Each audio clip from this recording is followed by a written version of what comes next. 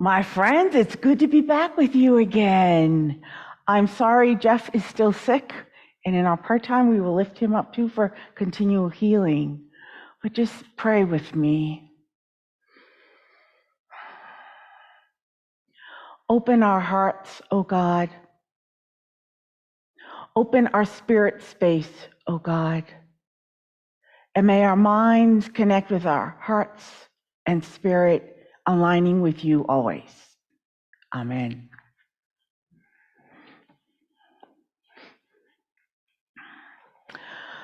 Wow, it's been a challenging week this week, yes?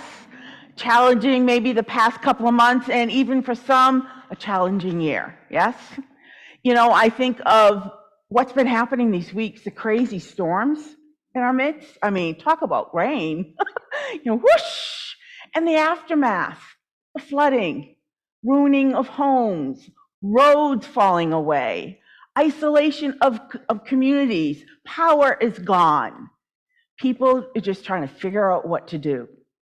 And on top of that, we have the financial shakeup the last couple of weeks of a couple of banks, and the continuing political havoc in our country and around the globe, as well as continuing violence in our communities and around the globe. And even for some of us, some personal challenges we're dealing with. I don't know about for you, but that seems like a lot, yes? A lot of challenges going on simultaneously. So when I was asked on Thursday, can I come preach with you? I went, oh my gosh, what should I preach on? What can I share the gospel with you? And what came to mind was Isaiah chapter 58. And today I want to share those words of hope with you.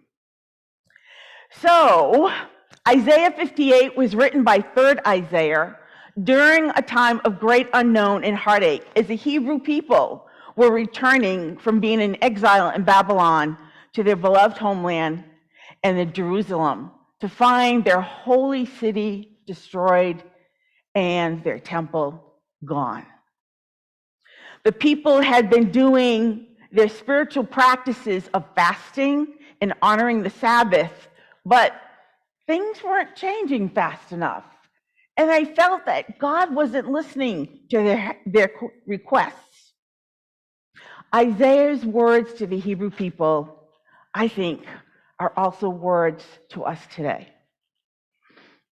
They are words of hope and offer a way forward. God promises that the divine will give us a full life in the emptiest of places. A full life in the emptiest of places. Think about it. Are you finding yourself right now in one of those emptiest of places?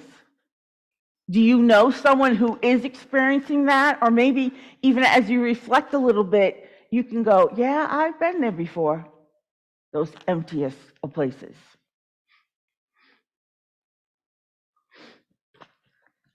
Isaiah and God through Isaiah says, we will be filled up in such a way that we will be like a well-watered garden, a gurgling spring that never runs dry.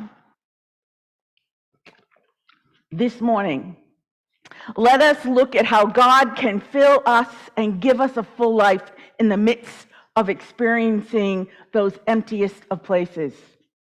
I will share with you what has worked for me and share glimpses of wisdom from poets Edwina Gately and Maya Angelou, hoping that we are pointing towards something for you as you experience those emptiest of places. So first, let's explore what Isaiah has to say. The prophet calls the religious ones out. He says, your fasting means nothing to God unless you get right with your neighbors. Reach out and help those in need. The root problem was people were observing religious practices for selfish reasons. They wanted to be blessed by God. I'll do it because God's going to bless me. While ignoring the people around them, the hungry, the poor, the homeless. It's very similar to what Jesus says in Matthew 25. I was hungry, and you gave me something to eat. I was thirsty, and you gave me something to drink. I was a stranger, and you invited me in. I needed clothes, and you clothed me. I was sick, and you looked after me. I was in prison, and you visited me. I tell you the truth. Whatever you did to one of these, my brothers and sisters, you did for me. Isaiah tells us 3 things we need to stop doing. And as you hear each one, see if one of them is speaking to you today. 1, stop oppressing others in all of its forms, subtle and intentional. 2, stop pointing fingers at others and focusing on where they're to blame. And 3, stop speaking wickedness and gossiping about other people's sins. You know, I can identify kind of an oops a couple of those times. And then Isaiah suggests 2 things we need to start doing. So stop and start by 1, be generous with the hungry, which means giving more than just giving food. It means reaching out to those who are emotionally hungry for love and companionship, and letting them know that they matter. It also means reaching out to help those who are spiritually hungry for experiencing God. And then 2, Isaiah says, give yourself to the down and out. Who among you is hurting? Who is suffering? Can we communicate compassion, which means suffering with, to another? We may not always be able to take a person's suffering away, but it sure does make a difference when someone walks beside us, when we are the one suffering, hurting, or stuck. This is our map for hope, my friends. This map is true no matter what's going on in our outer world, no matter what political or social chaos we are finding ourselves in, no matter what personal crisis we are managing. From giving directions, the prophet Isaiah then offers God's promises. Your lives will glow in the darkness. God will always show you where to go, and God will give you a full life in the emptiest of places. So, in our language, God promises that 1, we're going to be the light in the dark places. 2, God's going to guide us. And 3, we will be living in a full life in the midst of all the craziness and the suffering and the unknown. You might be asking, are these promises really possible in 2023? I'm going to say, yeah, they are. Because I'm here to tell you that when I experience those emptiest of places, those times of uncertainty, pain, hopelessness, and suffering, I was still able to experience a full life in the midst of the turmoil as well. I've experienced poverty in my young adult years when I was a new 21-year-old mom and young wife. I know what it means to depend on society's nets of food stamps and free medical clinics. I know what it means to be part of the Me Too movement. I've experienced betrayal by church professionals who lied and abused their religious power. I know what it means to be diagnosed with thyroid cancer, go through treatment, and become a cancer survivor. I have suffered with depression and PTSD. And I know what it means to be a lesbian, hiding my true identity out of fear of judgment and adverse consequences in my workplace, my extended family, and even in the church where I was leading. During each of these times, a full life was possible because of my continual connection with God. I was not alone. God filled me up so I could experience full life. And even during those times when I felt God had abandoned me, I was connected to my circle of friends who reminded me God was there. Over the years, I have tried different spiritual practices to help me through tough times, and there have been 4 spiritual tools that have worked no matter what's going on in my life, especially during the worst times. These spiritual tools are taking time in silence, being in nature, expressing creativity, and connecting with community. And I just want to tap each one and give you some examples. So taking time in silence. It is important to pause and take time for quiet so that we have the capacity to listen to God, to hear God's specific guidance for us. It's to be away from distractions, whether that's sitting in a quiet room without screens, experiencing a meditation practice, sitting outside, or just being in the space where you can listen to the small voice of God. Personally, I have a regular practice of centering prayer where I sit in silence for about 20 minutes. I also walk the labyrinth on a regular basis. I practice mindfulness often. No matter what I'm doing, I'm focusing on what I'm doing in the present. And even when I drive in the car, I sit in silence and I practice deep breathing, being in my body and listening. One of my favorite poems by Edwina Gately is called Silent God. And she says, "This is my prayer, that though I may not see, I be aware of the silent God who stands by me. That though I may not feel, I be aware of the mighty love which doggedly follows me.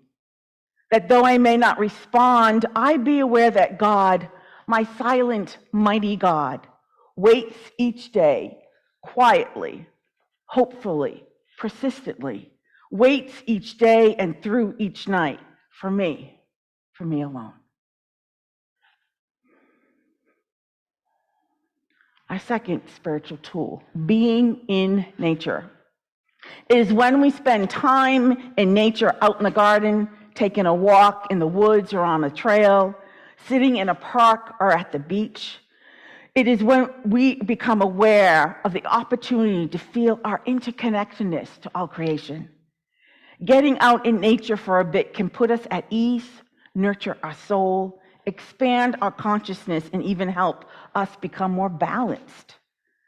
When we are in nature, our spiritual senses are tapped. We experience awe in a sunset and a sunrise. We smell the scent of jasmine or newly cut grass. We experience the wonder of the last red rose on the bush in November, or the budding of the crocus still in winter popping through the soil. Something shifts when we see a red-headed hummingbird hover inches in front of our face.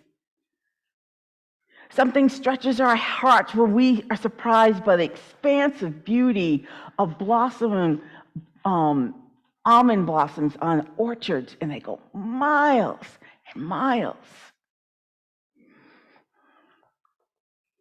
Something gives me delight when I look at a mother goose with her gaggle of goslings following her as she makes her way across the parking lot into the lake. We are reminded we are not alone. We are part of an intricate web of life where each is needed by the other. We are all part of God's creation and God's plan. So personally, my experience of being in nature, I have a garden, and I try to be in my garden as often as I can. And my favorite safe space in the world is at Pacifica, at the ocean. And it's, no matter what kind of mood I'm in, something about being at the ocean shifts that mood. I listen to birds. When I'm outside, I look at the changing of the seasons and the shifting of the sunlight, and something stirs deep within me. My backyard is against a slough in Stockton, and so I have trees. And yesterday was the first time I noticed yellow buds are starting to come on the trees. The leaves are starting. So the day before, there were no leaves. Something happened overnight, and they've got little yellow buds popping up, which is like, that's kind of cool. I think it's cool noticing one moment it's winter, and the next moment it's spring. Anyways, it gives me perspective on what is going on in my life, and sometimes points me to answers that I hadn't considered before. I remember in particular a real low point in 1992. I lived in Groton, Massachusetts. It was this time of year, February, March. I looked outside my window at the birch tree stump, and all of a sudden, I noticed for the first time, there was green sprouts coming out of the center of that dead stump. And it just woke me up. It was like, oh my God, if something new and life-giving can come from a dead stump, maybe something where I'm feeling dead inside, something new and life-giving can emerge for me. For me, I found hope that day. And where did I get it? From nature. Our third spiritual practice is expressing creativity. When we create, whether we're baking a pie, playing the piano, painting a picture, redecorating a room, organizing flowers in a vase, planting a garden, dancing the rumba, writing a poem, we are co-creating with God and creating beauty. We are taking action in creating possibility. We are creating something from nothing. We're actually creating hope. Anyone can create, from children to elders, from mentally challenged to the gifted among us. We all have the ability to create. Personally, in my experience, I am creating on a daily basis. One of my spiritual practices is creating mandalas, and I use a paper with a circle on it and oil pastels. Using color and shape, we see what emerges, and God is speaking to me during that practice. On Wednesday, I created a chicken enchilada casserole from scratch. Woohoo! I'm still eating it. On Friday, I actually went out in the backyard in Stockton and I started resurrecting my garden because it really looks wintry. Again, move me. With each activity, I am mindful I'm creating with divine. Sometimes I'm surprised when I tap into joy and beauty because that wasn't my intention in the first place, but it just happens. And the fourth tool, connecting with community. Our experience of the divine is not only my individual relationship with God, it's also our interconnection with other people. Being with others can not only affirm and nurture me and you, but also critique and challenge as well. We need both. That both and is healthy and needed by all of us. Being in community also gives us opportunity to give back, to do what Isaiah suggested, to give ourselves to those who are down and out, those who appear worse off than ourselves on any particular day. If we do so, we will experience firsthand the interconnectedness of God in action. And whether we are the giver or the receiver, we find that we have the capacity for full life. Personally, it takes a village. And we hear that a lot with raising children, but lately I've been mindful of it takes a village for all of us to be in the world. We need each other. I know I've experienced fullness of life most when I've reached out to others and said, I need some help.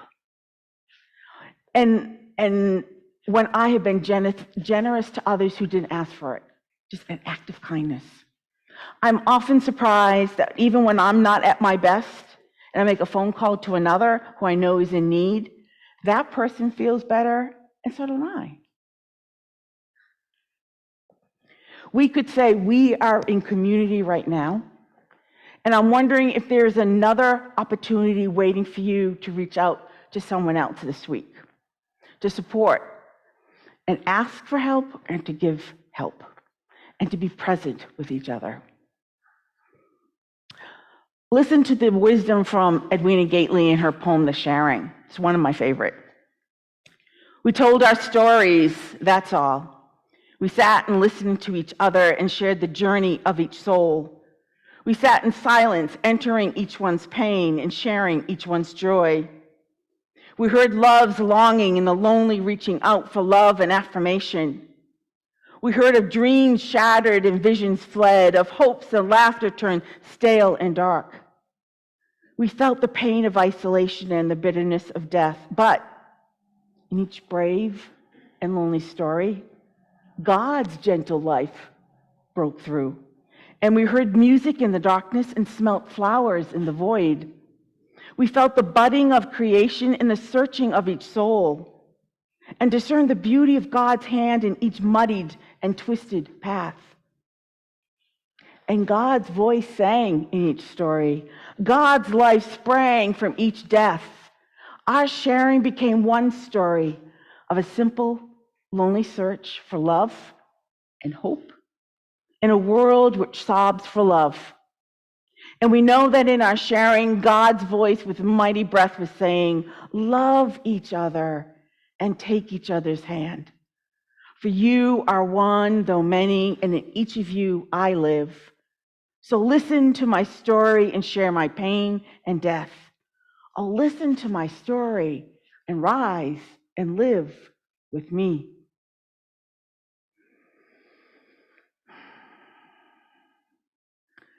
The words and the wisdom of Isaiah this morning says we can have a full life. And we will be like a well-watered garden, a gurgling spring that never runs dry. Imagine that. We can become a hope during times of major distress and emptiness.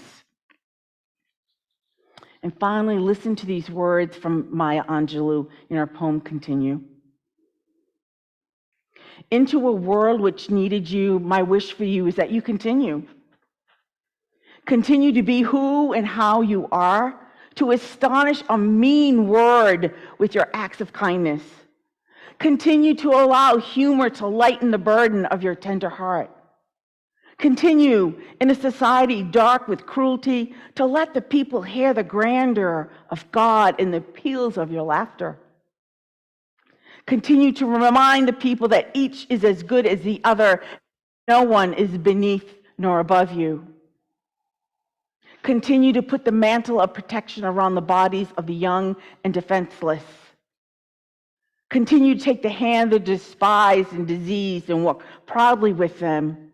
In the high street, some might see you and be encouraged to do likewise. Continue to let gratitude be the pillow upon which you kneel to say your nightly prayer, and let faith be the bridge you build to overcome evil and welcome good. Continue to dare love deeply and risk everything for the good thing. Continue, and by doing so, you and your work will be able to continue eternally. Amen.